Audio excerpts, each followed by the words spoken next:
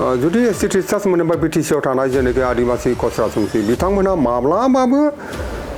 जिहेतु बिथांमोना दारायनो मोनसिगोन केन्डिडेट जानो मोनसिगोन एसटि हिसाबै एसटि जेनेखि रिजार्भेसन सिटआवबो गतिके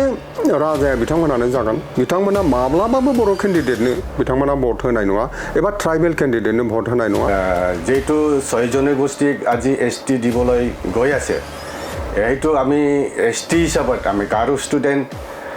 হিসাবত আমি এটো কোনো মতে মানি নলব যদি এইটো 6 জনগোষ্ঠী দিয়া হয় তেতিয়াহলে আমি পৰৱৰ্তী জঙ্গী আন্দোলন আমি চলাই লৈ যাম बिथांमोना जुदि एसटि टिचार्सखौ मोनोब्ला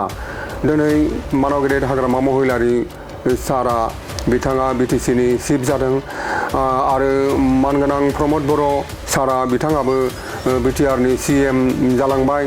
दिनै हाग्रामा महिलारि मानगेदेरा बिटिसिनि चिफ जाफिनबावबाय नाथाय एसटि टिचार्सखौ जुदि होयोब्ला केन्द्रीय सरकारा जुदि जिखुनु खारनाव जुदि माबा मोनसे खारनाव जुदि होमारोब्ला बिथांमोनहा हाग्रामा महिलारि सारानो होन प्रमद बर' सारानो रावबो बिटिसि बायदि काउन्सिलनि चिफ जानो हानाय नङा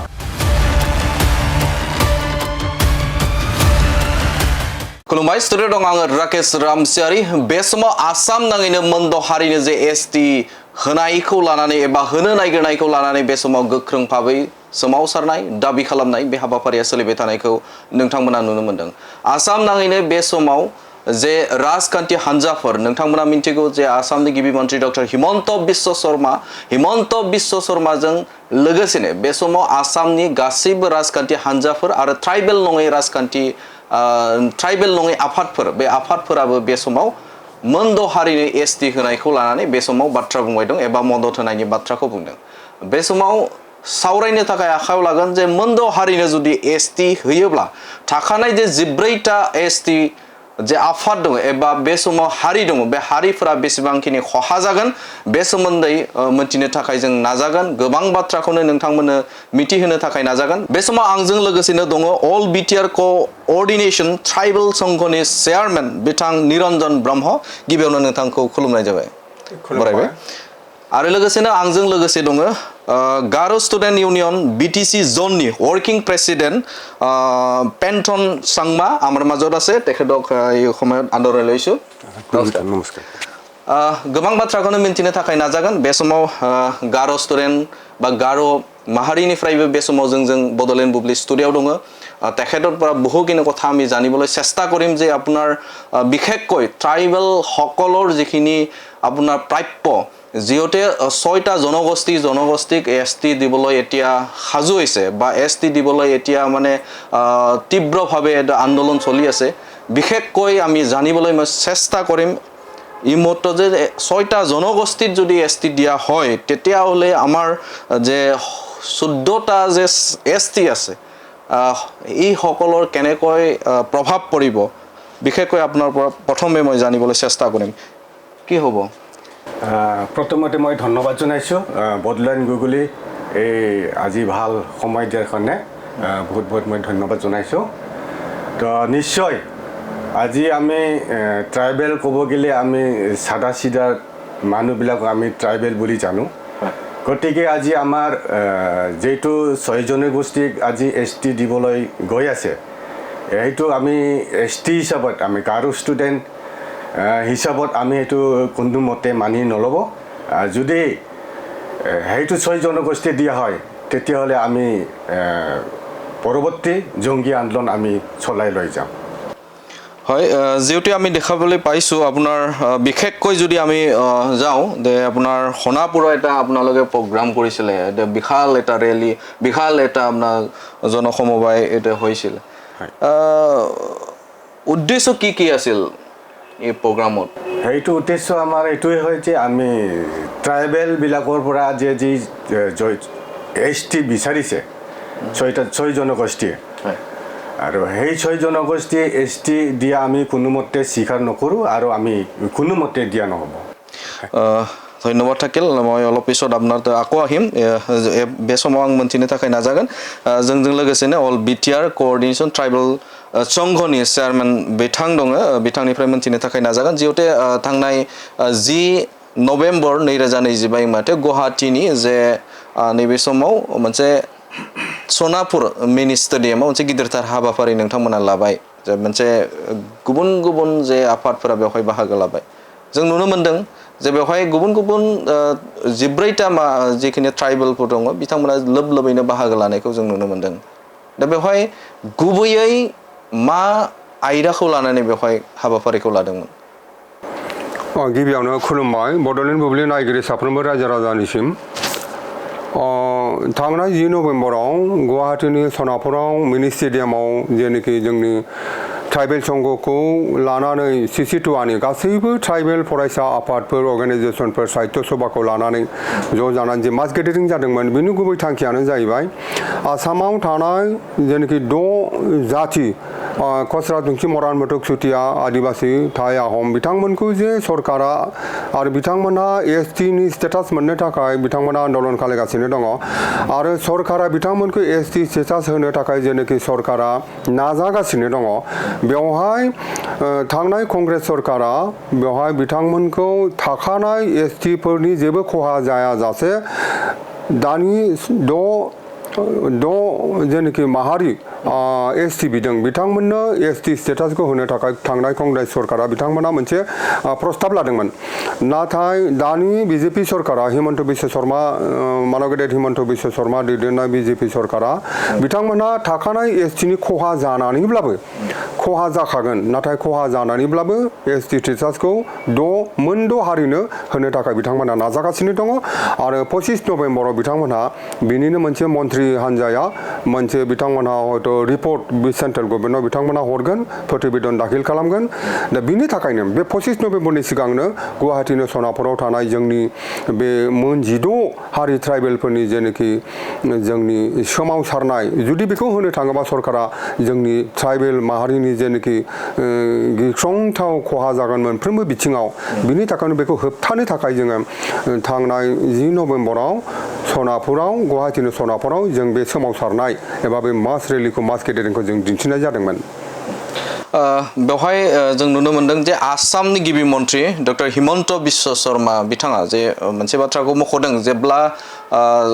6टा जनगोष्ठीफोरा गुबुन गुबुन जायगाफोराव जेब्ला शिबसागराव स्पेशली शिबसागराव जेब्ला मोनसे हाबाफारि लादोंमोन एबा शिबसागराव मोनसे रेलि बिथांमोना हाबाफारिखौ लादोंमोन बे हाबाफारियाव लानायखौ नुनानै जेब्ला खौरांगिरिया सोंदोंमोन बिथां गिबि मन्त्रि डक्टर हिमन्त बिश्व शर्मा बिथांनाव अब्ला बिथाङा फिननाय होदों जे 6टा जनगोष्ठीनि आन्दोलनाव BJPनिबो सोद्रोमा दं होननानै बाथ्रा बुंदों 6टा जनगोष्ठीनि जिखिनि सोमावसारनाय बेवहाय BJPआबो बेवहाय बाहागो लादों बा बाहागो लानायाव दङ होननानै बुंदों मा इसारा होनो नागिरदों बिथाङा मानगोनां मुख्यमन्त्रि हिमन्त बिश्व शर्मा बिथांनि जे बे बुंनाय बाथ्रा बियो कमप्लिट राजनीतिक मुलाम्फा आदाय खालामनो थाखाय बिथाङा मोन द' हारिनि ST बिनायनि सोमावसारनायाव BJPआबो जों मदद दं होननायनि जाहोनानो बिथाङा गिदिरथार राजनीतिक मुलाम्फा आदाय खालामनायनि बिथाङा थांखि दं आरो बे राजनीतिक मुलाम्फा आदाय खालामनो थाखायनो थाखानाय जोंनि गोग्लैसोनानै थानाय बे STआ नंगुबै STफोरा जेखि जाया बिथांमोना खारन बिथाङा खहा खालामनानैबाबो थाखानाय STफोरखौ खहा खालामनानैबाबो होनो नाजागोन होननानै बिथाङा जितु बुंखाबाय डिक्लेयार खालामखाबाय गतिके बिथांनि बे बुंनाय बाथ्रानि जाहोनानो जाहैबाय बिथाङा बे 6 जनगोष्ठीनि जे कौटि कौटि मानसिफोरनि राजनीतिक मुलाम्फा आदाय खालामनो नाजानायनि बुंनाय राव जे STफोरा जिहेतु STनि बाथ्रा बेवहाय मोन 14टा जिखिनि ST दङ बे STफोरा आथिखालाव जौगासारबाय नामा STफ्रा जौगासारबाय नामा होननाय बा सोंनायनि फिननायाव STफ्रा दिनैसिम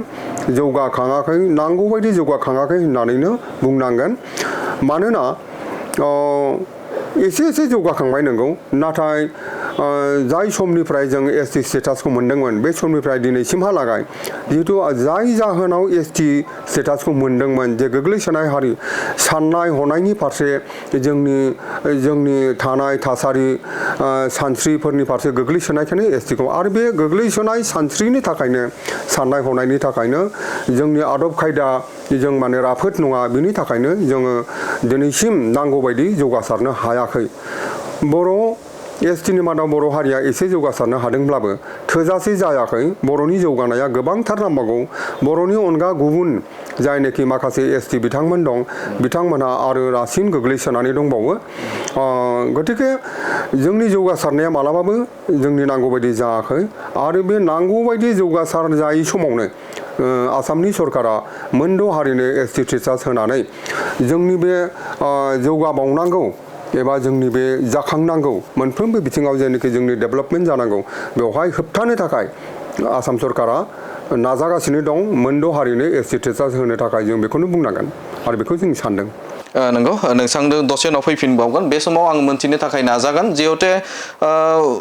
এই সময়ত মই জানিবলৈ মই আপোনাৰ পৰা চেষ্টা কৰিম যে আপোনাৰ যিখিনি ট্ৰাইবেল আছে আপোনালোকৰ যিখিনি গাৰো সম্প্ৰদায়ৰ যিখিনি আপোনাৰ ট্ৰাইব আছে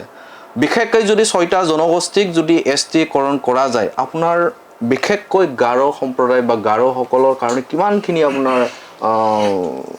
ক্ষতি হ'ব নিশ্চয় আজি আমি এসটি হৈ পেলাই আজি আমাৰ বহুত এসটিৰ কথা আৰু ৰিজাৰ্ভেশ্যন আছে আজি এসটি নামেহে আমাৰ এসটি আজি বহুত এসটিৰ পৰা যে আমি বহুত আদায় কৰিব লাগে এইবিলাকে আমি আদায় কৰিব পৰা নাই আৰু সেইটোৰ কাৰণে আমি এসটি আৰু আজি এই 6টা জনগোষ্ঠী যদি আজি এসটি বিচাৰি এসটি ৰিজাৰ্ভেশ্যনটো লোৱা হয় তেতিয়াহ'লে আমাৰ এসটি কোনো অৰ্থই নাথাকিব কাৰণ ইহঁতে নিজক উচ্চ বংশ বুলি ধৰি লোৱা হৈছে গতিকে এতিয়া আকৌ এসটি ডিমাণ্ড কৰিব সেইটোতো কোনোপথে আমি মানি লোৱা নহ'ব পলিটিক্যালি যদি আপোনাৰ লগত যদি চোৱা হয় আপোনাৰ হিমন্ত বিশ্ব শৰ্মা লিডিং কৰা আপোনাৰ বিজেপি ৰাজনীতিক দল কংগ্ৰেছৰ পৰা আদি কৰি বিশেষকৈ আপোনাৰ যিমানখিনি পলিটিক্যাল পাৰ্টি আছে অসমত তেখেতসকলে সাপোৰ্ট কৰিছে আপোনাৰ 6টা জনগোষ্ঠীক এসটি প্ৰদান কৰাৰ কাৰণে আৰু বিশেষকৈ এসটি সংগঠনৰ বাহিৰে বা এসটিৰ বাহিৰে আপোনাৰ যিমানখিনি অসমৰ সংগঠন আছে তেখেতসকলো এসটি হোৱাটো বিচাৰে এই সময়ত আপোনালোকৰ যিখিনি 14টা এটা আহি আছে আপোনাৰ এসটি আছে যুজাটো কেনেকৈ হ'ব পলিটিক্যালি আপোনালোকৰ এতিয়া সাপোৰ্ট নাই যদি ক'ব যাওঁ কাৰণ কি আপোনাৰ বিজেপি সাপোৰ্ট কৰিছে এসটি আৰু বিশেষকৈ কংগ্ৰেছও কৰিছে আৰু বিপিএফ ৰাজনীতিক দল তেখেতেও কৰিছে আপোনাৰ সৰু ৰাজনীতিক তেখেতসকলেও আপোনাৰ এসটিটো সাপোৰ্ট কৰিছে কেনেকৈ আপোনালোকে যুঁজ কৰিব লাগিব কথাটো হৈছে এতিয়া আগন্তুক বিধানসভা আহি আছে সেইটোলে আজি বিজেপি ৰাজনীতিক হিচাপত আজি কিছুমান অনা এসটি বিলাকক এসটিৰ কথা আজি প্ৰলম্বন দেখাই আছে কাৰণ আমি এসটি কোনো ভোটে এইটো এৰি দিয়া নহ'ব কাৰণ এসটি কথাটো ৰিজাৰ্ভেশ্যনটো বেলেগ সেইটো কাৰণে কোনো পলিটিক্যাল 5 বছৰৰ কোনো ৰজাই এই এসটিখন দিয়াটো অসম্ভৱ আৰু সেইটো হ'ব নোৱাৰে এইটো ৰাজনীতিৰ ষড়যন্ত্ৰ আজি এই আমাৰ এসটি বিলাকৰ পৰা যদি 6টা জনগোষ্ঠীক এসটিয়ে যায় এসটি দিয়া হয় তেতিয়াহ'লে সেইটো আমাৰ অসমৰ মুখ্যমন্ত্ৰী হিমন্ত ছাৰ ডাঙৰীয়া একেতৰ দায়ী হ'ব কিন্তু আৰু আমি সেইটো কোনোপথে আমি মানি লোৱা নহ'ব হ'লে আমি এসটি 6 জনগোষ্ঠীক এসটি দিয়া হ'লে আমি আমাৰ এসটি বিলাকক আমি ট্ৰেইন পথে হওক বা হাইৰতে হওক আমি জংগী আন্দোলন উঠাই তুলিম আমি জংগী আন্দোলন আপোনাৰ কৰিব বিশেষকৈ যদি আমি চাওঁ যদি আপোনাৰ বিশেষকৈ যদি আপোনাৰ পপুলেশ্যন প্যাটাৰ্নটো চাওঁ তেতিয়াহ'লে আপোনাৰ কোৱা গৈছে কি আপোনাৰ 6টা জনগোষ্ঠী এক হৈ আপোনাৰ 1 কোটি আপোনাৰ 20 লাখ মান আছে আৰু আপোনালোকৰ যদি কোৱা কেজন 45 লাখ এনেকুৱা যদি পপুলেশ্যন সো আপোনাৰ 14টা এসটি লোক হয় তেখেতসকলক কম্পিট কৰাৰ কাৰণে কিমান আমাৰ কাৰণে চ্যালেঞ্জ হ'ব আপোনালোকৰ কিমান চ্যালেঞ্জ হ'ব চ্যালেঞ্জটো এইটোৱে যে ৰাজনীতি হ'লে ৰাজনীতি যে আজি ৰাজনীতি মামাই ৰাজনীতি কৰি আছে ৰাজনীতি কৰিব গ'লে আপোনাৰ মেজৰিটি লাগে তো আজি 45 লাখ আমাৰ মেজৰিটি আছে চাওক এবাৰ বিধানসভাত যদি মামাই আজি 6 জনগোষ্ঠীক এসটি দিয়া হয় তেতিয়া আমি 45 লাখ আমি কি বিবেচনা কৰিম সেইটোৱে হ'ব লক্ষণীয় আপোনালোকৰ টাৰ্গেটত পুৰা থাকিব হয় আহক সময়খিনি আহক ধন্যবাদ থাকিলে এই সময়ত মই নोंथांनिफ्राय मोनथिनो नाजागोन जे আপোনাৰ नैबे समाव राभा हासं अटोनमास काउन्सिलनि बिथां सीएम टंकेश्वर राभा बिथाङा मोनसे बाथ्राखौ मख'दों जे बिथाङा गिबियावनो आं एसटि बेनि उनावसो आं सिएम होननानै बाथ्रा बुंखावदों आङो जुदि बेवहाय थैयोब्लाबो एसटि जानानैसो आं थैगोन नाथाय सिएम जानानै आङो जिउ जोबा एबा थैया थानांगोन एसटि आवनो बा एसटि जनगोष्ठी बा रायजो राजाफोरजोंनो थानांगोन नाथाय आं सिएम जानानै अरायसम थाबाय थाया होननानै बाथ्रा बुंदों मोनसे जोबोद मोनसे गिदिरथार पइन्ट बिथाङा लाबोदों जेराव बिथाङा सासे राभा हासं अट'नमास काउन्सिलनि सासे सिएम जानानै बे समाव राजा लामायाव बिथाङा नोंथांमोनजों बा सिसिटवाजों एखेलगे ओंखारनानै अपेन बिथाङा बाथ्रा बुंदों चेलेन्ज खालामदों सरकारखौ चेलेन्ज खालामदों मोनद हारिखौ बे समाव बिटिसिनि सिएम बिथां मानगोनां हाग्रामा महिलारि बिथाङा नाथाय मोनद हारिखौ बिथाङा एनअसि एबा बे समाव मोनद हारिखौ एसटि होनायाव जोंहा जेबो अबजेक्सन गैया होननानै बे समाव रिकमेन्डेसन हरनायनि बाथ्राखौ मख'दों मा फारागथि बुंगोन नोंथाङा बे समाव बेवहाय गिबियावनो आङो राभा हासं अट'नमास काउन्सिलनि मानगोनां सिएम टंकेश्वर राभा बिथांखौ ट्राइबेल संघनि जानानै आं रोजा रोजा साबायखर आरो बिथांखौ मान बावो बिथांनि ट्राइबेलनि फारसे बिथांनि जेनोखि अननाय मोजां मोननाय आरो ट्राइबेलनि सांबिधानिक सुरक्षाखौ रैखा खालामनो थाखाय सांबिधानिक अधिकारखौ रैखा खालामनो थाखाय बिथांनि जे नांथाबबाय थानाय सासे सरकारि जनप्रतिनिधि जानानैबो रायजोनि जनप्रतिनिधि जानानैबो मोनसे काउन्सिलनि चिफ एक्जिकिउटिभ मेम्बार जानानैबो बिथांनि जे बाहागो लानाय जोंनि संग्रामि सत्ताजों बिथाङा गोरोबबोबाय थानाय बिनि थाखाय आं बिथांखौ रोजा रोजा गोरबोनि साबायखर बावो दा बिथाङा जाय बाथ्राखौ बुंदों बे थारैनो सैथो बाथ्राखौनो बुंदों कुनु काउन्सिलनि चिफआ एबा मोनसे रायजोनि चिफ मिनिस्टारब्लाबो बियो माब्लाबाबो सिएम जानानै बा सिएम जानानै चिफ जानानै रावबो जोनोम जाखायाखै आरो रावबो बे बिबानखौ लानानै एबा बे मर्यादाखौ लानानै रावबो थैनोबो हानाय नङा बे मा हारियाव उजिदों बेयो बबे बिमानिफ्राय जोनोम जादों बे बिमानि रावजों बे बिमानि हारिजोंनो बियो जोनोम जादों आरो बिमानि राव हारिमुजोंनो बियो गोरोबलांगोन थैलांगोन बियो चिरसत्य बेनिखायनो जाय बाथ्राखौ बिथाङा ट्राइबेलनि सांबिधानिक अधिकारखौ रैखा खालामनायनि थाखाय बिथांनि जे नांथाबनाय बिथांनि जे सत साहस बेखौ जों सेल्युट होनांगोन थारैनो टंकेश्वर राभा बिथांखौ दाखालि सनापुरनि 10 नभेम्बराव सनापुरनि सुबुं गौमावल' नङा आं ट्राइबेल संघनि मोनफ्रोमबो डेलिगेटआव मोनफ्रोमबो कनफारेन्सआव बिथांनि बाहागो लानायखौ आं मोनथिबोबाय थादों दिनैसिम 15 बोसोरसिम आं टंकेश्वर राभानि ट्राइबेल संघनि कनफारेन्सआव डेलिगेट मिटिंआव बाहागो लानानै बिथाङा ट्राइबेल संघ आरो सिसिटवाखौ थुलुंगा होबोबाय थानाय बिथांनि बेखौ आं मोनबोबाय थादों आरो सासे सरकारनि सासे प्रतिनिधिया बेबायदि प्रतिबादि सत्ताजों प्रतिबादि हान्जाजों लोगो जानानै जाथिनि रैखाथिनि थाखाय हाबा मावनाया बाथ्रा बुंबोबाय थानाया गुबुन काउन्सिलफोरनि 6 सिड्युलानो जा अट'नमास काउन्सिलानो जा बैफोर काउन्सिलनि सिएम एबा चिफ बिथांमोननि थाखायबो सोलोंनो गोनां एबा मावनो गोनां होननानै आं सानो आरो नोंथाङा मोनसे बाथ्रा बुंदों जे मानगोनां हाग्रामा महिलारि बिथाङा बे थासारियाव बे आयदायाव बिथाङा एनअसि होनायनि बाथ्रा बुंदों नंगौ बिथाङा एनअसि होदों होननानै जों बयबो मिथिबाय आरो बे एनअसि होनायनि खारना एकमात्र राजनीतिक माने मुलाम्फा आदाय खालामनो थाखाय बिथाङा होनदों होननानै जों बयबो साननानै लादों राजनीतिक खारनाव बिथाङा बे एनअसिखौ होदों दा बियो साननो गोनां बाथ्रा जादों बिथाङा मानि थाखाय होदों जों बेखौ मिथिजोबनो हाला किन्तु जों ट्राइबेल मानसिनि थाखाय बर' मानसिनि थाखाय बेयो जोबोरैनो साननो गोनां बाथ्रा जादों जिहेतु दिनै बिथाङा एनअसि होदोंब्लानो जे बिथांमोना एसटि स्टेटास मोनगोन बे बाथ्राबो नङा बियो जिहेतु सेन्ट्रेल गभर्नमेन्टनि केन्द्रीय सरकारनि आखायाव दङ नाथाय जुदि गमामायै मोनमारोबा बिथांमोना जुदि एसटि स्टेटासखौ मोनोब्ला दिनै मानाव गेदेर हाग्रामा महिलारि सारा बिथाङा बिटिसिनि चिफ जादों आरो मानगोनां प्रमद बर' सारा बिथाङाबो बिटिआरनि सिएम जालांबाय दिनै हाग्रामा महिलारि मानाव गेदेरा बिटिसिनि चिफ जाफिनबावबाय नाथाय एसटी टिचार्सखौ जुदि होयोब्ला केन्द्रीय सरकारा जुदि जिखुनु खारनाव जुदि माबा मोनसे खारनाव जुदि होमारोब्ला बिथांमोनहा हाग्रामा महिलारि सारानो होन प्रमद बर' सारानो रावबो बिटिसि बायदि काउन्सिलनि चिफ जानो हानाय नङा माब्लाबाबो जानाय नङा बेखौ जों बिखा बुनानै बुंनो हायो बिथांमोना गाव गावनि समस्यायाव देरहानो हागौ बोरैबा नाथाय चिफ जानो हानाय नङा मानोना बांसिन एमसिएलएआनो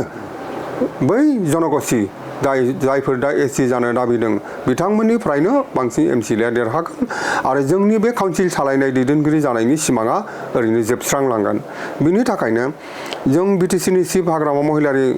मानाव गेदेरजों ट्राइबेल संघनिफ्राय जों खनसे रायलायनायबो जाबाय बिथाङा चिफ जानायनि उनाव बिथाङा जों बिथांखौ जोंनि प्रतिबादि सत्ताजों समर्थन खालामनांगौ होनना जों बिथांखौ खावलायदों बिथाङाथ' खोथा जों होदों जे आं समर्थन खालायगोन होननानै बिथाङा बाथ्रा बुंदों 25 नभेम्बरनि सिगां जों बिथांखौ ट्राइबेल संघनिफ्राय लोगो हमबावनायनि जों बाथ्रा रायलायदों केन्द्रीय नेतृत्वनिफ्राय बिथांखौ लोगो हमगोन आरो बिथाङा एनअसि आगोल होदोंब्लाबो गोदानै जेन फिन एनअसि होबावा बे आयदायाव बेखौबो जों खावलायगोन आरो जोंनि बे संग्रामि सत्ताजों मोनद' हारिनो एसटि होनायनि जे होबथानाय बे संग्रामि हान्जाजों ट्राइबेल संघजों एबा सिसिटुवाजों बिथाङा सिङाव हक सायाव हक बिथाङा मदद खालामगोन जों बेखौ मिजिंथिदों তেখেত আপোনাৰ টংকেশ্বৰ ৰাভা সিদিনা আপোনাৰ এটা সোণাপুৰৰ হোৱা এটা মিটিঙত তেখেতে কৈছিল আপোনাৰ সুখে দুখে মই এই সময়ত যিখিনি এছটি সম্প্ৰদায়ৰ লগত মই আছোঁ মই এছটি হয় সেনেকুৱা তেখেতে আপোনাৰ এটা বক্তব্য ৰাখিছিল মানে এটা এজন ট্ৰাইবেল হিচাপে তেখেতে যিখিনি আপোনাৰ নেতৃত্ব লৈছে আপুনি কি ক'বা এইটো আসলতে এজন ট্ৰাইবেলৰ সক্ৰিয় এজন লিডাৰ হয় একেতে আজি ট্ৰাইবেল জনজাতি যিটো পিছপৰা জাতি এইবিলাকৰ লৈ একেতে ভাল জ্ঞানী আছে তাৰ কাৰণত কৈছে যে ট্ৰাইবেল হয় মই চিএম হোৱা নাই আজি ট্ৰাইবেলৰ হৈ মই মাতি যাম লাগিলে মই নিজৰ জীৱন ত্যাগ কৰিম তথাপিও মই এছটি দিয়াটো মই কোনোমতে মানি লোৱা নহ'ব আৰু এছটি লৈ মই যুঁজি যাম আৰু জনসাধাৰণক লৈ মই এছটি প্ৰটেক্ট কৰিম জনগোষ্ঠী এইটো বহুত বহুত ধন্যবাদ দিব লাগিব তেনেকৈ আমাৰ এছটিৰ মাজত ভাল ব্যক্তি বা লিডাৰ বা প্ৰতিনিধি পাব লাগে থাকিব লাগে আৰু একেদৰ নীতি আদৰ্শ আৰু আমাৰ এছটি ট্ৰাইবেলবিলাক মানি আমি একে গোট হৈ আমি সকলোৱে যাতে মিলি পেলাই যাতে আন্দোলনত আগভাগ লৈ আমি প্ৰটেক্ট কৰিব পাৰোঁ সেইটো কাৰণে মই এখেতৰ লগত মই ছাপৰ্ট আছোঁ তেখেতৰ যিহেতু আপোনাৰ চিচিটোৱাৰ নেতৃত্বত এতিয়া আপোনাৰ কনভেনৰ চিফ কনভেনৰ তেখেত আদিত্য খাখলাৰীক কুৱেশ্যন কৰিছে হু ইজ আদিত্য খাখলাৰী বোলে এতিয়া কুৱেশ্যন কৰি আছে আদিত্য খাখলাৰী কোন হয় আপোনাৰ এছটি 6টা জনগোষ্ঠী যিখিনি এছটি দাবী কৰিছে তেখেতে ৰোধ কৰিবলৈ তেখেতে কোনি বোলে এতিয়া প্ৰশ্ন কৰিছে অকল আদিত্য খাখলাৰীৰ কাৰণে হি আপোনাৰ এছটি বা এছটিক প্ৰটেক্ট কৰাৰ কাৰণে তেখেতৰ দায়িত্ব নাকি কি ক'ব এই সময়ত নিশ্চয় দায়িত্ব আছে এছটি কথাটো হৈছে জেনেৰেল কথা নহয় এছটি কথাৰে হয় এছটি কথাৰ এজন আমাৰ মুৰব্বী আছে মুৰব্বীজনে আমাৰ এছটিটো কোনোবা বেলেগক দিব এইটো কোনোমতে মানি নল'ব আৰু একেতে কোনো ৰাজবংশী বা উৎসাহ বংশ এই আমাৰ দৰিদ্ৰৰ যিটো এছটি ৰিজাৰ্ভেশ্যন ইয়াৰ পৰা যে একেটক দিব এই কোনোমতে দিয়া নহ'ব সেইটোৰ কাৰণে একেতে কৈছে যে আমি কোনোমতে এছটি দিয়া নহ'ব আৰু সেইটোৰ কাৰণে জনগোষ্ঠীৰ পৰা হয়তো প্ৰশ্ন কৰিছে যে আপুনি এছটি যে নিদিব এছটি কোন হয় কাৰ হয় আপোনাৰ হয় নেকি হয় সঁচা হয় আমাৰ তেখেতক আক্ৰমণ কৰিছে মানে তেখেতক আদিত্য খাখলাৰীক আক্ৰমণ কৰিছে 6টা জনগোষ্ঠী যিখিনি দলৰ নেতৃত্ব আছে তেখেতসকলে লিডাৰ কেইটা এই সময়ত আপোনাৰ আদিত্য খাখলাৰীক এতিয়া আক্ৰমণ কৰিছে হৈছে আদিত্য খাখলাৰীৰ বিশেষকৈ তেখেতে কি অধিকাৰ আছে আমাৰ 6টা জনগোষ্ঠীক বাধা কৰিবলৈ এই কথাটো কৈছে কি ইয়াৰ বিষয়ে কি ক'বা নিশ্চয় বাধা কৰিব একেতক মুৰব্বী দিয়াৰ পিছত একেতে এছটি নিদিব এইটো সঁচা কথা আৰু সেইটোৰ কাৰণে হয়তো কম কৰিছে যে আপুনি কোন হয় যে এছ টি নিদিব কিন্তু এছ টি নিদিব কাৰণ এতিয়া হৈছে আমাৰ মুৰব্বী হয় আমাৰ এছ টি কথাবিলাক আছে জাতিবিলাক আছে আজি 14টা জাতি তাৰ মাজত একেটক আমি মুৰব্বী হিচাপত ৰাখি দিছে তো একেটা কোনো মতেতো এছ টি দিয়া নহ'ব এইটো কৰিব লাগিলে এইটো আমাৰ CC2 আছে অল ইণ্ডিয়া সভাপতি বা সম্পাদক তেনেকুৱা আমাৰ নেতৃত্ব আছে ডিপাৰ্টমেণ্ট আছে তো আজি কোনোবা ৰজাই যদি এছ টি দিব বিচাৰে তেনেকুৱা ৰজাৰটো বস্তু নহয় এইটো সম্পত্তি নহয় হয় এইটো অসম্ভৱ বাৰু তাতে ক্ৰাইটেৰিয়া লাগিব বিশেষকৈ হয় হয় ঠিক আছে मिथिनो थाखाय नाजागोन जे BTC-नि एसे सावरायनि जोङो जे BTC-आबो 6 सिडिउलनि आन्डाराव मोनसे गोग्लैनाय जों गेवलां बाथ्राखौ बुङो नाथाय नैबे BTC-नि बाथ्राखौ जों एसे सावरायनो थाखाय आखायाव लादों जे मोनद' हारिनि गेजेराव गुबुन गुबुन हारिफ्राबो जोंनि नैबे BTC ओनसोलाव रायजो जानानै दङ स्पेशली जों आदिबासी राजबंशी आरो सान्थालि जों बेखौ मख'नांगोन दा बेवहाय जों जुदि नोजोर होयोब्ला बिसोर बिथांमोननि पपुलेशनाव बेवहाय जुदि बिथांमोनखौ जों जुदि दाजाबना नायोब्ला बिथांमोना जे खमैबो 4,30,000 बिथांमोना दङ दा बे बिथिङाव बिथांमोना जोबोदनो एडभान्स जोबोद मोनसे रोंनाय आरो राफोद आरो बिथांमोननि जिखिनि साननाय हनाय बे जुदि जों राजबंशीनिखौ नोजोर होयोब्ला बिथांमोना एसामिजिम माने असमियाफोरजों एसे गोरोबनानै खाबजानानै बिथांमोना सोलियो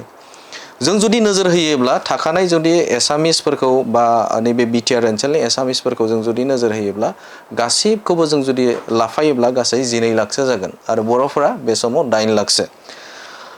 बे बिथिङाव आं नोंथांनिफ्राय सोंनो लुबैगोन जिहेतु BTC-आव गासै जुदि नोजोर होयोब्ला ST सिदा रिजार्भेसन सिदा बे समाव 30टा दङ अपेन जुदि नोजोर होयोब्ला 9 आरो जों बेवहाय नन ST हिसाबाव जों जुदि नोजोर होयोब्ला 9 दङ दा बे बिथिङाव जुदि बिथांमोननो ST होनानै जुदि होयोब्ला जोंनि थाखानाय ST रिजार्भेसनाव जिखिनि राजबंशी आदिबासी सान्थालि बिथांमोना जुदि बेवहाय बिसायख'थि गेलेयोब्ला आरो एसामिस जाय बिथांमोन दं BTC ओनसोलाव बिथांमोना जुदि बैसोरनो जुदि भट होयोब्ला बर'नि बाहेराव जुदि भट होयोब्ला जोंनि थासारिया माबायदि जागोन बेयो नंगौ आरो बे नोंथांनि सोंनायनि फिननाया नोंथांनि बुंनायावबो माखासे ओंखारखाबाय जिहेतु जोंनि 6 सिडिउल बा BTC एरियायाव बिथांमोननि जे सुबुं सानखो बे सुबुं सानखोखौ नोंथाङा बुंखाबाय बे हिसाबै फारसेथिङै जोंनि बर' एबा ट्राइबेलफोरनो संबिधाना जुदिও मोनथायखौ होदोंब्लाबो जोंनि बे मोनथायखौ एबा जोंनि बे क्षमताखौ पावारखौ आं थोंजोङै बुंनो गाज्रिब्लाबो जे गुबुन हारि बिसेसकरि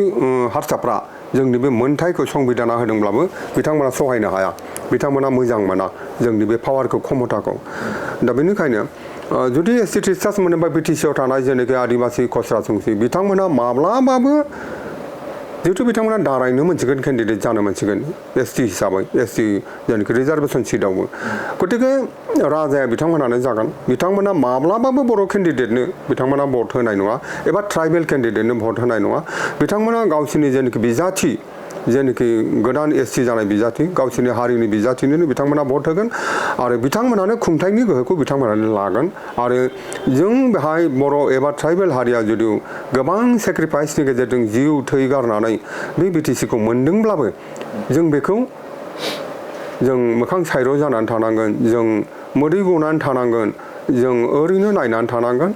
जायफोरहा बाहाय जेबो बिहोमा गैया जायफोर जोंनि गोहोखौ जोंनि मोजांखौ नायनो हाया बिथांमोनहानो BTC-खौ खुंगोन आरो बिथांमोनहा नांगौ बायदि देरहानानै बिथांमोना BTC-खौ खुंखागोन बेनो जोंनि बयनिख्रुइबो गोनांसिन बाथ्रा दा बिनि थाखायनो जों ट्राइबेल संघआ सानो जे दा जों बर' हारिया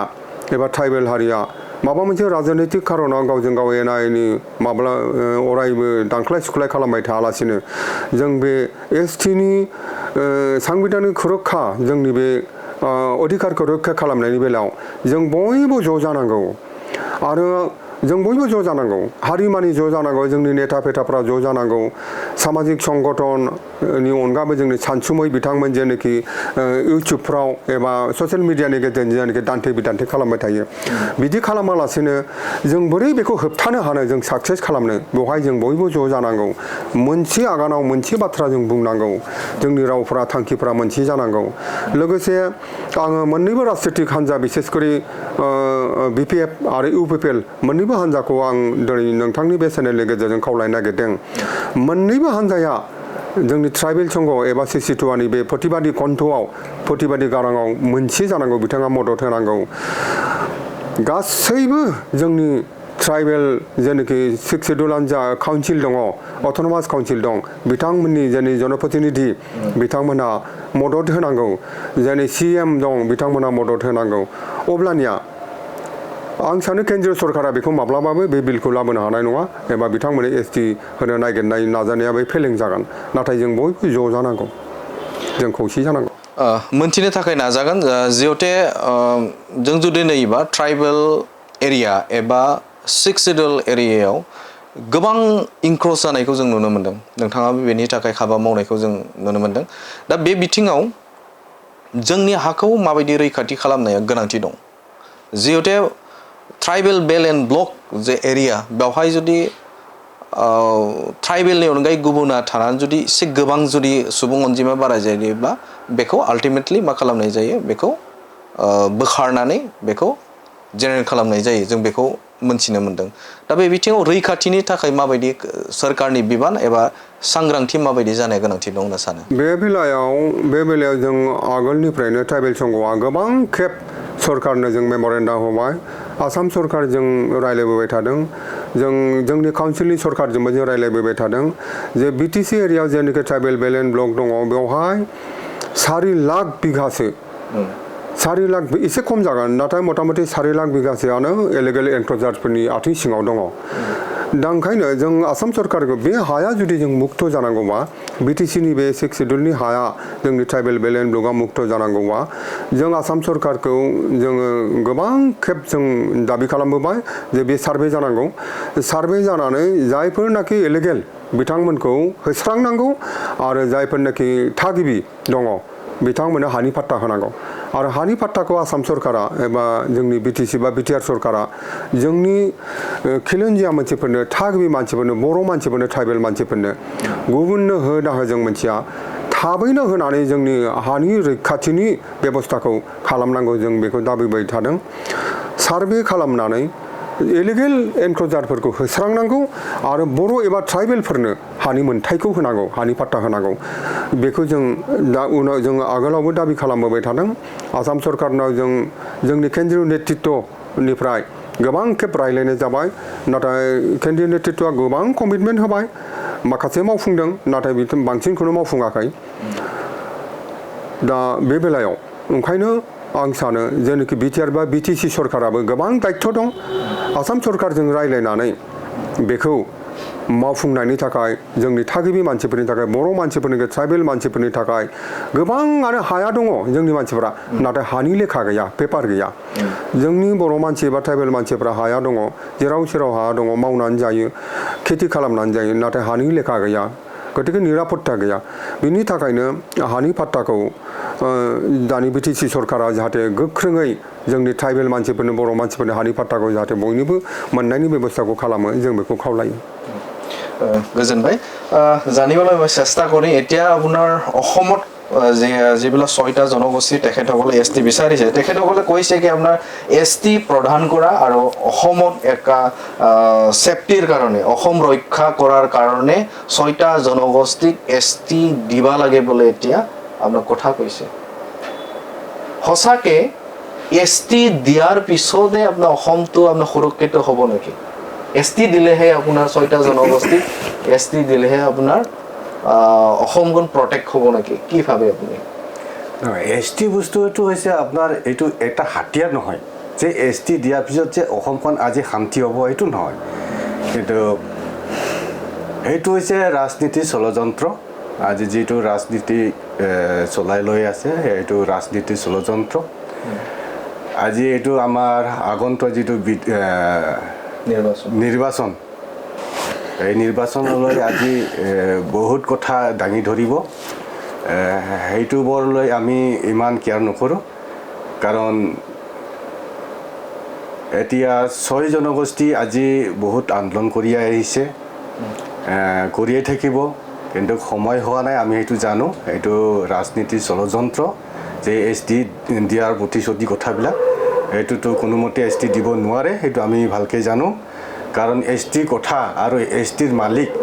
একেতো বেলেগ আছে সেইটো কাৰণে এইটো সময় লাগিব আৰু এতিয়া আমি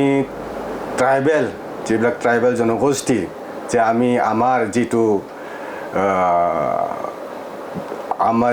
পাৱাৰ এই পাৱাৰখিনি যে আমি বেলেগক দিয়া ইমান সহজ সেইটো কথা নহয় কোনোমতে নহয় সেইটো কাৰণে আজি এই যে 6টা জনগোষ্ঠীক যে এছটি দিব সেইটো কোনোমতে মানে পটককৈ হ'ব বা আজি যে অসমত শান্তি আহিব এইটো এনে এটা ৰাজনীতিৰ ষড়যন্ত্ৰ সেইটোলৈ আমি একো ভয় কৰিব লগা নাই সেইটোৱে আমি ক'ব বিচাৰোঁ যে এছটি যিটো আগলৈ যিটো ডিভাইড কৰা হ'ল যে আমি 6 শিডিউল OBC আদাৰ এছটি সেইটো আমাৰ সুপ্ৰিম কোৰ্টৰ দিয়া বস্তু এক কৰা বস্তু সেইটো আজি কোনোবা এজন ৰজাই যে এইটো অলংকন কৰিব এইটো ইমান সহজ নহয় সেইটো আমি ইমান মানে ভয় নকৰোঁ কাৰণ আমি ট্ৰাইবেল মানুহ আমি চিধা চাধা যদি আজি ট্ৰাইবেলৰ হেৰি কথাত আজি কোনোবা উৎসৱ জেনেৰেলি মানুহ যদি এছটি দিব বিচাৰে সেইটো আমি চাই নাথাকিম কাৰণ আমি যিমানখিনি আমাৰ এছটি ট্ৰাইবেল আছে আমি গোটেই আমি একেটা হয় আমি কিবা এটা আমি প্ৰতিৰোধ কৰা হোক জংগী আন্দোলন কৰা হোক কিবা এটা আমি ডিচিশ্যন লোৱা হ'ব কিন্তু আমি ডিচিশ্যন নিনিয়াকৈ যে কোনোবাই এছটি দিয়াটো এইটো অসম্ভৱৰ কথা जिहेतु आसाम सोरखारा एबा फैगौ 25 नभेम्बराव एसेम्ब्लि जिरायनानै बे समाव मोनसे बिथांखि एबा रिकमेन्डेसन बा मोनद' हारिनो मोनसे एसटि होनायनि सायाव मोनसे फाइनाल सल्युशन जागोन होननानै बाथ्राखौ मख'दों आसामनि गिबि मन्थ्रि डक्टर हिमन्त बिश्व शर्माया प्रेस रिलिजनि गेजेरजों बिथाङा बे बाथ्राखौ मख'दों जे এটা সমাধান होৱাৰ কাৰণে বা সমাধান दिखे होननानै बाथ्रा बुंथिदों गिबि मन्थ्रि बिथाङा थारैनो बिथाङा बै सानखालि एबा 25 नभेम्बराव गमामायैनो एसटिखौ बिथाङा होनायनि दिगजों नामा बा एबा बे समाव बिथाङा जे रिकमेन्डेसन एबा साजेस्ट खालामनायनि मोनसे दिगजों नामा मा बुंगोन बेवहाय 25 नभेम्बराव बिथांमोननि मन्थ्रि हान्जाया जे प्रतिवेदन दाखिल खालामगोन एबा रिकमेन्डेसन होनो हागौ बेखौ बिथांमोननि रिपर्टआ माबायदि जायो जों बेखौ नायगोन जुदि जोंनि थाखानाय ट्राइबेलफोरनि बृहत खति खालामनानै जोंनि थाखानाय जेनेखि सुजुग सुबिदा बेखौ जुदि जेबो संरैखा खालायालासिनो बिथांमोनखौ एसटि होनांगौ होननानै जुदि रेकमेन्ड खालामोब्ला रेकमेन्डेसन होयोब्ला आसाम सरकारनि हेंथायै जोंनि बे 16 ट्राइबेल हारि गोख्रों सोमावसारनाय आरो राजनैतिक भाबै प्रत्युत्तर होनो थाखाय जों थियारि दं आरो केन्द्रीय सरकारनि हेंथायैबो राजनैतिक भाबै प्रत्युत्तर होनो थाखाय जों थियारि दं बिनि थाखायनो 25 नभेम्बरनि सिगां मन्थ्रि हान्जानि बे हाबाफारिखौ मावफुंनायनि सिगां जोंनि ट्राइबेल संघ एबा सिसिटुवानिफ्राय मोनसे थांखि लादों जोंनि जेसेबांखि बर' एबा ट्राइबेलफोर मन्थ्रि एमएलए दङ बिथांमोनजों जों रायलायगोन बिथांमोनखौ जों खावलायगोन जे बे बिलाव बे बेलायाव बिथांमोना हेंथा होनांगौ बिथांमोना सापर्ट खालामनो नाङा आरो जोंनि थाखानाय बर' एबा ट्राइबेल एमएलए मन्थ्रि बिथांमोननि दारैनो 25 नभेम्बरनि आसाम सरकार एबा डक्टर हिमन्त बिश्व शर्मा मानव गेदेर बिथांनि जे साननाय बियो फेलें जानांगौ जों बेखौ मिजिंथिदों आरो जों बेखौ मावनाय जागोन जिहेतु बिजेपि राजखान्थि हान्जाया बे समाव मोननै दिगजोंबो बिथांमोना फान्दोआव गोग्लैनानै दङ फारसेथिं मोनद' हारिनो एसटि जुदि होआब्ला 1.5 कौटि जाय भटार्सफोर बिजेपिनि भटार्सफोर बे भटार्सफोर बिथाङा खोमाना लानो गोनां जागोन बेराफारसेथिं बे समाव जुदि एसटि होयोब्ला बे समाव 45 लाखसो जे ट्राइबेलफोर बे ट्राइबेलफोरा बिथांनि बेरेखा जागोन मोनसे बिथाङा फान्दोआव गोग्लैनानै दङ जे फारसेथिं एसटि होयोब्ला ट्राइबेलफोरनि बेरेखा आरो बेराफारसेथिं जुदि एसटिखौ जुदि नाकच खालामोब्ला बे समाव बै मोनद' हारिया बे समाव बिथांनि बेरेखा जागोन दा कम्पालसनखौ नायनानै पपुलेसनखौ नायनानै भटार्सखौ नायनानै जुदि गमामायैनो आसामनि गिबि मन्त्रि डक्टर हिमन्त बिश्व शर्मा बिथाङा जुदि बे समाव गावनि भट बेंकखौ नायगिरनानै बे समाव एसटि जुदि होनानै होयोब्ला नोंथांमोननि संगठननिफ्राय एबा आफादनिफ्राय मा हाबाफारि लानो थाखाय थियारि बे बेलायाव जों बेखौनो बुंबाय थादों जे आसाम सरकारा एसटि होनाय एसटि होयैनि बेलायाव बेबायदि राजनितिकरन पलिटिकेलाइज खालामालासेनो बिथांमोनहा बेखौ दोननानै जिहेतु जाय बिथांमोना एसटि बिगासिनो दं बिथांमोना अलरेडि बिथांमोना जिहेतु ओबिसि केटेगरियाव दं बेनिखायनो ओबिसि बिथिंनिफ्रायनो बिथाङा बे एसटि होनायनि जेनाखि प्रलोभन राजनिति बेखौ दोननानै बिथांमोनखौ ओबिसिनि बिथिंजोंनो ओबिसि हिसाबैनो बिथांनो थोजासे नांगौबादि सुजुग सुबिदाखौ बिथाङा होनो हायो बिथाङा कच राजबंसिफोरनोनो होन आदिबासिफोरनोनो होन बा जेसेबां दं मोनद' हारिनो पलिटिकेल रिजार्भेसन बिथाङा होनो हायो राजनितिक जेनाखि संरैखा बिथाङा होनो हायो आरो साख्रि बाख्रि मोनफ्रोमबो बिथिङाव बिथाङा सुजुग सुबिदा होनानै बिथांमोननि जौगाखांनायखौ बिथाङा खालामनो हायो मानोना मोनद' हारिनि जौगाखांनायाव बिथांमोननि डेभेलपमेन्ट जानायाव जोंनि ट्राइबेल माहारि खुनु संगठनानो रावबो हेंथा गैया बरन्स सरकारा बेखौ मावब्ला जों मदद होगोन नाथाय बेखौ खालायालासिनो मुलाम्फा आदाय खालामनो थाखाय राजनैतिक मुलाम्फा आदाय खालामनो थाखाय बिथाङा जे राजनितिकरन खालामबाय थादों एसटि टिचार्स होनो थाखाय जबरदस्त नाजाबाय थादों जाय एसटि मोनद' हारिनि प्रप'जालखौ गभर्नमेन्ट अफ इन्डियाया एबा आरजिआइआ 9 खेब रिजेक्ट खालामनानै हरबाय 9 खेब रिजेक्ट खालामनानै हरनायनि उनावबो राजनैतिक कुचक्रान्तनि थाखायनो बियो दिनै 2019 बियो रायजो सभासिम बे बिला थांदों बियो जोबोरैनो साननो गोनां बियो एकमात्र थाखानाय ट्राइबेलफोरखौ फोजोबस्रांनो थाखाय सुजुग सुबिदाखौ बन्चित खालामनो थाखाय बेयो सरकारनि आसाम सरकारनि अबसन्दि आरो बे बिथांमोननि बे गाज्रि खैसारखौ जों माब्लाबाबो जाफुंनो होनो हानाय नङा बेनि थाखाय तीव्र जों आन्दलना जोंना सोलिबाय थागोन जे थासारियाव जाबायदि थासारि सोमजिहोनांगौ बेखौ सोमजिहोनो थाखाय जोंनि ट्राइबेल संघ एबा सिसिटुआ जों थियारि दङ जोबथारनायाव जुदि सरकारा जबरदस्त बे एससि टिचार्सखौ जुदि होयोब्ला आरो ट्राइबेलफोरनि जोंनि सांबिधानिक अधिकारखौ जुदि खरबु खालामजोबनो थाङोब्ला जोबथारनायाव जों आयेननि राहा लागोन आयेननि आश्रय लानानैब्लाबो आयेननि दारायब्लाबो जों बेखौ स्थगित खालामनो थाखाय जों नाजानाय जागोन जोबोद साबायखर थाबाय बिथाङा जाखिनि बाथ्राखौ मख'बाय थारैनो मोनसे बाथ्राखौ जों मख'नांगोन जे जाखिनि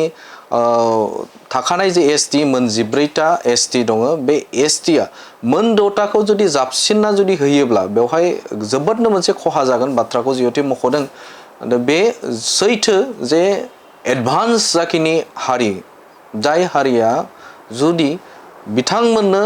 पलिटिकेलि सापर्ट होनानै बे समाव जुदि एसटि होयोब्ला जोबोदनो मोनसे खहा जागोन बाथ्राखौ बिथांमोना मख'दों खन 9 एबा खेब 9 आरजिआइनिफ्राय बे समाव केन्सेल जाखांनायनि उनाव बे समाव आरोबाव बिथांमोननो जे बा बिथांमोननि दाबिया जे बे समाव गोथां दङ बे बाथ्राखौ बिथाङा फोरमायथिदों जुदि गमामायैनो बे समाव बिथांमोननो जुदि एसटि स्टेटासखौ जुदि होयोब्ला बे समाव जोबोदनो सोमावसारगोन बाथ्राखौ बिथांमोना मख'दों जोबथायाव आं मिन्थिनो थाखाय नाजागोन बिखेखকৈ এই সময়ত মই লাষ্টত আপোনালোক জাতি বা আপোনালোকৰ যিখিনি সম্প্ৰদায় আছে তেখেতসকলক কি ক'বা এই বিষয় লৈ এসটি স্টেটাস যিহেতু 6টা জনগোষ্ঠীক দিবলৈ এতিয়া সাজু হৈ আছে প্ৰিপেয়াৰ হৈ আছে এই সময়ত আমাৰ আপোনালোকৰ যিখিনি প্লেনিং বা যিখিনি আপোনালোকৰ যে প্ৰটেক্ট কৰাৰ কাৰণে যিখিনি চেষ্টা কৰিছে এই বিষয়ে কি ক'ব আপোনালোক নিশ্চয় আমাৰ যেটো গাৰো সম্প্ৰদায়ৰ পৰা এইখিনিয়ে স্পষ্ট যে আমি ট্ৰাইবেল হয় আমাৰ ট্ৰাইবেলৰ মাজত আমাৰ মুৰব্বীবিলাক লগত আমি যেটো ডিসিশন লোৱা হ'ব সেই মতে আমি আজি এটা মুৰব্বীবিলাকৰ মাজত চূড়ান্ত আহিব সেই চূড়ান্ত কি পৰ্যায়ত মানে আলোচনা লয় আমি লিডাৰ বা প্ৰতিনিধিবিলাকে যে মানে দাঙি ধৰিব সেইটো আমি মানি ল'ব আৰু আন্দোলনে হওক বা মিটিঙে হওক আমি সহায় কৰিম মানে যিমান দিনলৈকে আমাৰ এইটো 6 জনগোষ্ঠী আজি প্ৰতিৰোধ কৰিবৰ বাবে আমাক যিমানখিনি অনুৰোধ জনাব আমি সদায় লগতে থাকি আমি কাম আগবঢ়াই যাম नोंथांनिफ्राय मिथिनो नाजागोन जिहेतु नैबे समाव नोंथाङा आन्दोलननि बाथ्राखौ मख'बाय फैबाय थानाय समाव गोख्रों भाबै सोमावसारगोनखौ नोंथाङा मख'दों बर' रायजो राजाफोरखौ मा बुंनो लुबैगोन बे समाव एसटि जायफोर ट्राइबेलफोर दङ जाय बिथांमोना दिनैसिमबो सांग्रांथि नङा जे एसटि होयोब्लादि जोंहा मा खहा जागोन एसटि होयोब्ला बर'फोरा माबायदि जागोन दा बै सांग्रांथि गैयै जोंनि सुबुंफोरखौ मा बुंनो लुबैगोन नोंथाङा बे बेलायाव मोनद' हारिनो एसटि होयोब्ला जोंनि थाखानाय एसटिफ्रा जे खहा जागोन क्षयक्षति जागोन बेखौ हयथ' जोंनि गोबां गामियारि गोबां मानसिया माखासे मानसिया हयथ' मिथिया जानो हागौ आरो बेखौ मिथियैनि थाखायनो सांग्रांथिनि अभाब जादों बेखौ आङो खावलायगोन नोंथांनि चेनेलनि गेजेरजों साफ्रोमबो बर' एबा ट्राइबेल रायजो राजा बिथांमोनखौ जायखि जेरावखि थाया मानो जे बड'लेण्डआव था एबा आसामाव था एबा आसामनि बाहेराव था जोंनि बर' एबा ट्राइबेल बिथांमोनहा दिनै जोंनि जे खहा जागोन दाखालि सनापुरनि सुबुंखौ माबा मोनसे बाथ्रा बुंनाय जादोंमोन जे ओइदिन मानोना जोबोद गोसामोन सान्दुङा जोबोद गोसाथारमोन अब्लाबो जोंनि जौसांनिफ्राय जोंनि दैदेनगिरिफ्रा माइकआव बुंनाय जादोंमोन जे दिनैनि बे गोसा सान्दुंखौ खस्थ' होननानै दासान मानोना मोनद' हारिनो एसटिखौ होयोब्ला जों जे खस्थ' जागोन बे खस्थ'खौ जों साननो हाया माबायदि खहा जागोन गिख्रंथाव जागोन बेनि थाखायनो दिनैनि बे सान्दुङा बे सान्दुंनि खस्थ'आ जेबो खस्थ' नङा बेबायदि आङो जोंनि ट्राइबेल एबा बर' रायजो राजाफोरखौ आं खावलायहरनो सानदों जे जों जोबोद सांग्रां जानांगोन बे बिथिङाव जोङो बेखौ होबथानो थाखाय जोङो गोबां मेल मिटिं एबा सुबुं गौमा एबा सरकारनि हेंथायै खुंथाय गोहोनि हेंथायै जों गोबां सोमावसारनायनि हाबाफारि लानाय जागोन साफ्रोमबो बर' एबा ट्राइबेल रायजो राजा नोंथांमोनखौ जेब्लानो जोंनि आफादा खावलायो अब्लानो लैहोर ज' ओंखारनानै जोंनि बे माने होबथानाय गोहोखौ गोख्रों खालामनो थाखाय आरो बिनि थाखाय जोंनि दल संगठनफोरखौबो रायजो राजाफोरनि गेजेराव मोनसे सांग्रांथि होनो थाखाय सांग्रांथि मेलखौ खुंलांबाय थानो थाखाय माने खावलायो साफ्रोमबो बे सांग्रांथि मिथियै मानसिफोरनो सांग्रांथि होनायनि बिबाना जों दल संगठननि अनगाबो साफ्रोमबो मेलेमजिबि साफ्रोमबो सानसुमै गोरों गोरा सुबुंफोरनि बिबान दं होननानै आं सानो आरो आं खावलायो जोबोद साबायखर थाबाय थारैनो मख'नांगोन जे बे समाव नोंथांमोननो जे बड'लेण्ड बुब्लिनि गेजेरजों मोनद' हारिनो जुदि एसटि होयोब्ला जोंहा मा खहा जागोन मोनद' हारिनो जुदि एसटि होनाय लोगो लोगोनो थाखानाय 14टा जे एसटि बे एसटिआ बेसेबां खहा जानो थांगासिनो दं बेनि सोमोन्दै बिथाङा फोरमायबाय आसामनि जे राजनितिक दोलोफोर बे दोलोफोरा बे समाव जे एसटि होनायनि थाखाय बिथांमोना जे थियारि आरो बेराफारसेथिं जे ट्राइबेल नङै आफादफोराबो बे समाव आसामनि ट्राइबेल नङै जे आफादफोर बे आफादफोराबो बे समाव एसटि होनायाव जेबो अजद गैया होननानै बाथ्रा मख'दों दा बे समाव गमामायैनो मोन 14टा थाखानाय जे एसटि माहारि आफादफोर बे आफादफोरनि दायित्व एबा बिबान आरो थाखानाय एसटिफोरा माबायदि खामानि मावलांगोन बेनि सायाव बिथांमोननिफ्राय गोबां बाथ्राखौनो मोनथिबाय एसटि होमारोब्ला जोंहा मा खहा जागोन बिटिसि ओनसोला माबायदि जेंनायाव गोग्लैगोन पपुलेशन पेटार्नखौ जों जुदि नायनानै जुदि नोजोर होयोब्ला बे समाव जोंनि बिटिसिआबो जोबोदनो मोनसे खैफोद गोग्लैगोन एबा बे समाव बिथांमोना फोरमायदों जे नैबे बिटिसिनि खुंथाय गोहोआव बे समाव जों बर'फोरा थानो हानाय नङा एबा थानायनिफ्राय जानगाराव थागोन बे बाथ्राखौ बिथांमोना फोरमायदों इयुननि हाबाफारियाव गोख्रों भाबै बिथांमोना बाहागो लागोनखौ फोरमायथिना होनायखौ बे समाव नुनो मोनदों এই সময়ত আপোনাৰ বহুমূলীয়া সময় আমাক দিলে যে ৰাইজক জনালে যে এসটি দিলে আপোনাৰ কেনেকৈ আমাৰ কাৰণে ক্ষতি হ'ব এইবোৰ কথাটো আপুনি আমাক জনাইলে বহুত বহুত ধন্যবাদ থাকিলে আপোনাৰ আমাৰ যিখিনি নিমন্ত্ৰণ আপুনি কৰাটো হি কৰি আপুনি ইয়াত অংশগ্ৰহণ কৰিলে बहुत धन्यबाद थाकिल नोंथाङाबो बे समाव जोंनो जे नोंथांनि बेसेन गोसा समखौ जोंनो होबाय होनानै बे नैबे सावरायनाय आयदायाव दे एसटि गमामायैनो होयोब्ला माबायदि जेंनायाव गोग्लैगोन बेफोरनि सायाव गोबां बाथ्राखौनो नोंथाङा फोरमायना होबाय रायजो राजाफोरनो बुजायना होबाय जोबोद जोबोद साबायखर बावबाय